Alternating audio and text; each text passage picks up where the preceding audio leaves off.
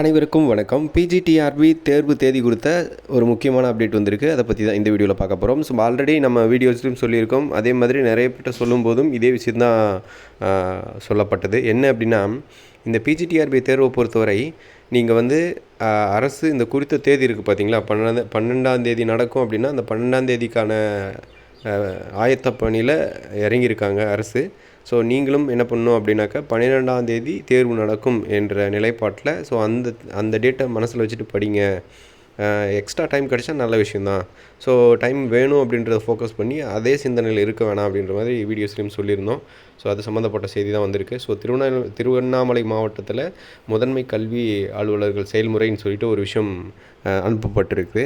இது விஷயம் என்ன அப்படின்னாக்க, அதாவது 12ஆம் தேதி தேர்வு நடக்க போகுது பிஜிடிஆர்பி. அந்த தேர்வுக்கான ஆயத்த பணிகள் எல்லாமே தயாராக செய்யுங்க அப்படின்னு சொல்லிட்டு அதுக்கான அறிவிப்பு தான் இது.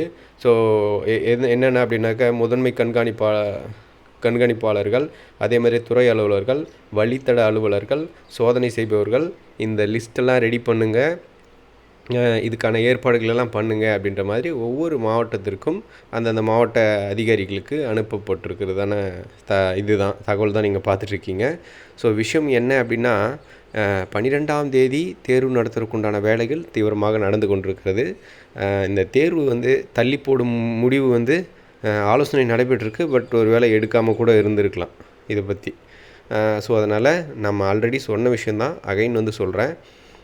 கூடுதலாக அவகாசம் கிடைச்சா சந்தோஷம்தான். ஆனால் இப்போதைக்கு இந்த 12ஆம் தேதி தேர்வு நடக்கும் அப்படின்ற பட்சத்தில் நீங்கள் அந்த 12ஆம் தேதி தேர்வு என்ற மனநிலையோடு, இந்த 12ஆம் தேதி தாங்க எக்ஸாமு இருக்கிறது, இத்தனை நாள் தாங்க இருக்குது அப்படின்னு மனநிலையோடு படிங்க.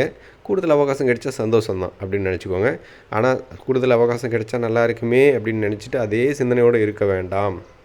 ஏன்னா இப்போ நிலைமை பார்த்தீங்க அப்படின்னாக்கா, முழுக்க இந்த குறித்த தேதியில் தேர்வு நடத்துறதுக்குண்டான வேலைகளை தீவிரமாக பண்ணிகிட்ருக்காங்க.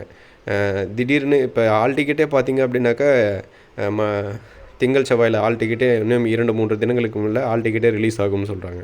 ஸோ இப்படிப்பட்ட ஒரு சூழ்நிலை இருக்குது. ஸோ அதனால் மீண்டும் தேர்வு தள்ளி போகும் என்ற மனநிலை வேண்டாம்.